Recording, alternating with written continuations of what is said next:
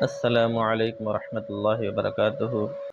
میرے دوستو، اللہ تعالیٰ نے قرآن کریم میں فرمایا ہے کہ کل قیامت کے دن نبی کریم صلی اللہ علیہ وسلم اللہ تعالیٰ سے کہیں گے وقال الرسول یا رب ان قوم اتخذوا هذا القرآن مہجورا، اور پیغمبر کہیں گے اے پروردگار، میری قوم نے اس قرآن کو چھوڑ رکھا تھا کہ ہمارا حال کیا بنے گا اس وقت جو نبی ہر وقت امت کا خیال کرتے تھے، امتی امتی پکارتے تھے، میری امت کا کیا ہوگا، میری امت کا کیا ہوگا، وہ نبی کل قیامت کے دن اللہ کے سامنے اس بات کو پیش کریں گے اور کہیں گے کہ اے میرے رب، میرے قوم نے قرآن کریم کو چھوڑ رکھا تھا، یعنی قرآن کو پڑھتے نہیں تھے، قرآن کو سمجھتے نہیں تھے، نہ خود سیکھتے تھے نہ دوسروں کو سکھاتے تھے، بس دنیا میں الجھ گئے تھے۔ اس آیت کی تفسیر میں علماء کرام فرماتے ہیں کہ نبی کریم صلی اللہ علیہ وسلم کل قیامت کے دن اللہ تعالیٰ سے شکایت کریں گے کہ اے میرے پروردگار، میری قوم نے قرآن کو چھوڑ رکھا تھا۔ اب چھوڑنے کا کیا مطلب ہے؟ قرآن کریم کو چھوڑ رکھا تھا، یہ نبی نے فرمایا ہے، چھوڑنے کا کیا مطلب ہے؟ قرآن کو چھوڑ دینے کی کئی صورتیں ہیں، ان میں سے سب سے پہلی چیز قرآن کریم کو نہ ماننا اور اس پر ایمان نہ لانا بھی چھوڑ دینا ہے، یعنی قرآن کریم کو نہیں مانتے اور اس پر ایمان بھی نہیں ہے، یقین بھی نہیں ہے کہ اللہ تعالیٰ کا کلام ہے، اللہ تعالیٰ کی کتاب ہے، اس پر بھی یقین نہیں ہے، تو اس بات کو فرمایا کہ یہ بھی چھوڑ دینا ہے۔ دوسری بات فرمائی قرآن میں غور نہیں کرتے اور سوچ سمجھ کر نہیں پڑھتے، تو فرمایا یہ بھی قرآن کا چھوڑ دینا ہے۔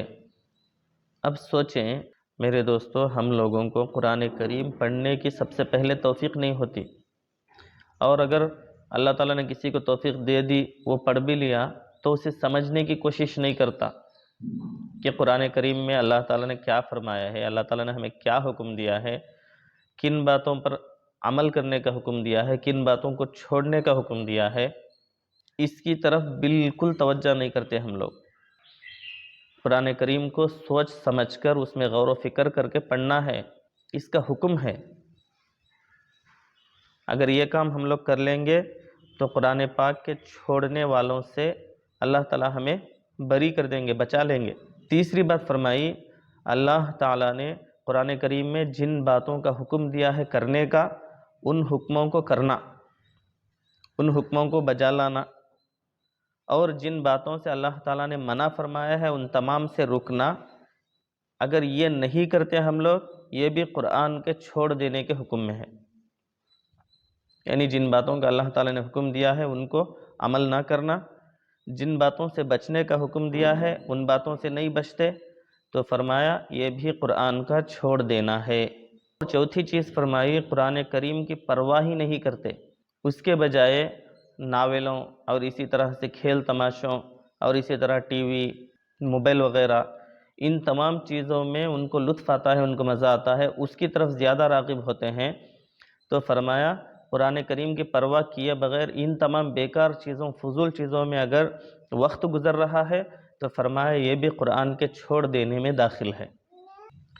افسوس ہے آج کل کے مسلمانوں پر، قرآن کریم سے بہت ہی زیادہ غافل ہو رہے ہیں، اس کو پڑھنے، اسے سمجھنے، اس میں غور و فکر کرنے کی کوشش بھی نہیں کرتے اور اس میں غفلت برتتے ہیں، حالانکہ یہ کھلم کھلا ترک قرآن پاک ہے، یعنی قرآن پاک کو چھوڑنا ہے۔ یہاں تک فرمایا کہ دنیا کے سب سے بڑی نعمت قرآن پاک ہے، اور اس کو پڑھنا انسان کی سب سے زیادہ خوش نصیبی ہے، اور اس کا چھوڑنا انسان کی سب سے زیادہ، سب سے بڑی بد نصیبی ہے۔ اس لیے سب سے پہلے قرآن پاک کو سیکھیں، اسے پڑھیں، اس پر عمل کرنے کی کوشش کریں، اور سوچ سمجھ کر پڑھیں، ترجمے سے قرآن پڑھیں، تو تب جا کر اس قرآن میں اللہ تعالیٰ نے ہمیں کیا حکم فرمایا ہے، اس بات کو ہمیں سمجھنے کا موقع ملے گا اور اس پر ہم لوگ عمل کریں گے، ورنہ زندگی ایسے ہی گزر جائے گی۔ بس دنیا کی ایسی چیزیں اکٹھا کرنے میں ہم لوگ لگے ہوئے ہیں کہ جو مرنے کے بعد کام نہیں آتی، اور جو مرنے کے بعد کام آتی ہیں وہ چیزوں کی طرف ہمیں توجہ ہی نہیں ہے، خیال بھی نہیں آتا۔ اس لیے غور کریں، ان باتوں پر غور و فکر کریں، ورنہ کل قبر میں جا کر، کل حشر میں جا کر، قیامت کے میدان میں جا کر روئیں گے، تڑپیں گے، بلبلائیں گے، لیکن وہاں پر موقع نہیں ملے گا۔ اور اللہ تعالیٰ سے انسان کہے گا بھی کہ اے اللہ، میں نے سب کچھ دیکھ لیا، سب کچھ سن لیا، اب مجھے دنیا میں واپس بھیج، میں عمل کر کے واپس لوٹوں گا۔ لیکن اللہ تعالیٰ فرمائیں گے بالکل موقع نہیں ہے۔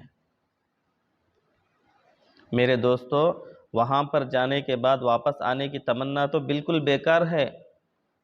اس لیے اپنی زندگی کو غنیمت سمجھیں موت آنے سے پہلے، صحت کو غنیمت سمجھیں بیماری آنے سے پہلے، فرصت کو غنیمت سمجھیں مشغولی سے پہلے۔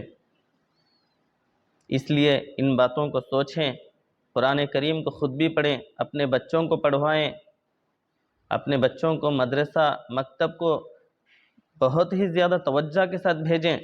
جس طرح سے ایک کانوینٹ کو، اسکول کو جس طرح سے ہم لوگ توجہ کے ساتھ، ایک فکر کے ساتھ بھیجتے ہیں بچوں کو، اسی طرح سے ان کو قرآن کریم سیکھنے، اسے پڑھنے کے واسطے مکتب کو، مدارس کو بھیجیں۔